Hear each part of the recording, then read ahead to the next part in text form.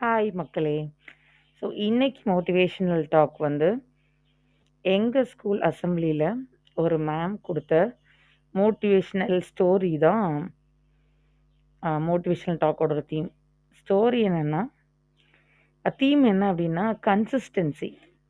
கன்சிஸ்டன்சினா நிலைமைத்தன்மை. ஒரே மாதிரி நிலையில இருக்கிறது. லைக் ரெகுலரா எக்சர்சைஸ் பண்றது, ரெகுலர் ரொட்டீன ரெகுலரா பண்றது. 2 நாள் செய்றது, 2 நாள் விடுறது அந்த மாதிரி இல்ல. ரெகுலரா அத செஞ்சுக்கிட்டே இருக்கிறது தான் கன்சிஸ்டன்சி. ஸோ, அதுக்கு அவங்க ஒரு குட்டி எக்ஸாம்பிள் ஒரு ஸ்டோரி சொன்னாங்க. 2 ஃபார்மர் இருக்காங்க விவசாயி. அவங்க 2 பேர்ல ஒருத்தங்க வந்து ரெகுலரா தண்ணி ஊத்துறது, களை எடுக்கிறது, உடம்பு முடியாட்டாலும் கரெக்ட்டா அந்த ஒர்க்க கரெக்ட்டா பண்ணாங்க. வேறஸ் இன்னொரு விவசாயி வந்து 2 நாளைக்கு ஒருக்கா தண்ணி ஊத்துறது, அது தண்ணி தான் இருக்கே போதும் இன்னைக்கு ஈரம் தரையில இருக்க தானே செய்யுது. இன்னைக்கு ஒரு நாள் விட்டுறலாம் அப்படின்னு சொல்லி ரெகுலரா பண்ணாம அ இருக்கிற கேட்டகரி. லாஸ்ட்ல வந்து 1 மாசம், 2 மாசம் முடிஞ்சு விளைச்சல் ஆகும்போது, தினமும் செஞ்சுட்ருக்கவர்ல உள்ள வயல் வந்து பச்சை பசேல்னு, பசுமையா, செழிப்பா செழிச்சு அவுட்புட் வந்து விளைஞ்சிருக்கு. அதே இது வந்து 2 நாளைக்கு ஒருக்கா ஏனா தானான்னு தண்ணி ஊத்த பார்த்தவரு வந்து, ஏனா தானான்ல 2 நாள் பார்த்தோன்னே ஓகே ஈரம் இருக்குல்ல இன்னைக்கு மேனேஜ் பண்ணிக்குவோம் அப்படிங்கிற மாதிரி அசம்ப்ஷன்ல அத ஒழுங்காவே கன்டினியூஸா பண்ணாதவங்க. அவங்கள்ட்ட வந்து ரொம்ப ஈரத்தன்மை இல்லாம, வெடிச்சு, நல்ல செழிப்பான ஒரு அவுட்புட் ஈல்ட் இல்லாம இருந்திருக்கு. ஸோ இதுலருந்து என்ன தெரியுது அப்படின்னு மேடம் கேட்டாங்க. 2 அவுட்புட் வந்துட்டு இல்லையா? 2 இதுக்கும் 2 மாசம் கழிச்சு ரிசல்ட் வந்துடுச்சு.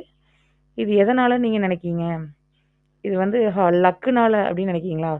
லக்கு இவனுக்கு லக் இல்ல. அத மாரி நினைக்கீங்களா? இல்ல வேற எதுவுமான்னு கேட்டாங்க. ஸோ ஸ்டூடண்ட்ஸ் எல்லாம் சொன்னாங்க, இல்ல இது வந்து கன்சிஸ்டன்சி. ஆ இப்படி இருக்கு. இது இன்னைக்கு எதுக்கு அப்படின்லாம் சோம்பேறி பார்க்காம, டெய்லி தனக்கு முடியாட்டாலும் அத கரெக்ட்டா அந்த ஒர்க்க பண்ண அவரு வந்து, அது அதனால அதோட ஈல்டு நல்லா வந்திருக்கு. கரெக்ட்டா களை எடுத்து, தண்ணி ஊத்தி, பார்த்துட்டே வந்தவருக்கு அவுட்புட் கரெக்ட்டா வந்திருக்கு. இவரு வந்து ரெகுலரா அது பண்ணலங்கும்போது, அதனால தான் அந்த அவுட்புட் ஈல்டு வந்து ஒழுங்கா வரலன்னு. ஸோ இதுலருந்து என்ன தெரியுதுன்னா, கன்சிஸ்டன்ட்டா இருக்கணும். நம்ம செய்ற ஒர்க்க வந்து கன்டினியூஸா மாறாம, நிலை மாறாத தன்மையா ஒண்ணு போல செஞ்சுட்டுருக்கணும். அப்படின்னு முடிச்சாங்க. எனக்கு ரொம்ப பிடிச்சிருந்தது அந்த ஸ்டோரி மேடம் சொல்லும்போது. ஆ தேங்க் யூ அனுராதா மேம்.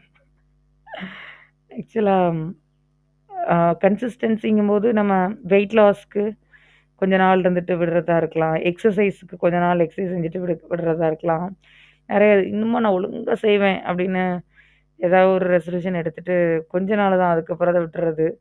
திருப்பி ஞாபகம் வந்ததுன்னா, ஐய்யயோ! இப்படி ஆயிடுச்சே திருப்பி செய்றது அப்படி இல்லாம, கன்சிஸ்டன்ட்டா அப்படியே இருக்கிறவங்கள பாருங்க. நெறைய பேர் இருப்பாங்கல்ல. நம்ம எல்டர்ஸ் இல்ல நம்ம ஃப்ரெண்ட்ஸ் சர்க்கிள்லயே நீங்க பார்க்கலாம். அவங்க அது வந்து ஒரு முழு மூச்சா செய்வாங்க. லைக் எல்டர்ஸுமே பெரியவங்க லைக் அம்மா, சின்னா அந்த டைமுக்கு எந்திரிக்கணும். அந்த டைமுக்கு சாப்பிடுறாங்களோ, சாப்பிடலையோ அத செஞ்சிரணும். அந்த வேலைய முடிச்சிரணும். அப்படின்ட்டு கரெக்ட்டா எது நடக்குது, நடக்கல. இது நடந்தா இப்படி பண்ணிக்கலாம். அது நடந்தான்னு டிராக் பண்ணாம கரெக்ட்டா அந்த டைம்க்கு ஷெட்யூல போட்டு போயிட்டே இருப்பாங்க. ஸோ அது வந்து என்னடா இது ஓடிட்டே இருக்காங்கன்ற மாதிரியும் இருக்கும். பட் அது அப்படி கிடையாது. அதுதான் ஷெட்யூல் பேஸ்டு ஒர்க்கு. ஸோ அது ரெகுலரா இருக்கும்போது அது ஒரு ஒரு பர்டனாவே தெரியாது. அது பார்ட் அண்ட் பார்சலாவும் போயிரும். அதுக்குள்ள அவுட்புட்டும் அதுக்கு ஏத்த மாதிரி இருக்கும். ராதர் தென் அ ஒண்ண பண்ணிட்டு அங்க வருதான்னு செக் பண்ணிட்டு அடுத்தது நான் செய்வேங்கிறது, அந்த டிலே இருக்கிறத விட. ஸோ எந்த ஒரு ஒர்க்லயும் கன்சிஸ்டன்ட்டா இருங்க. கண்டிப்பா வந்து வெற்றி இருக்கும். And in one more motivational வீடியோல இன்னொரு நாள் பார்க்கலாம். பாய்.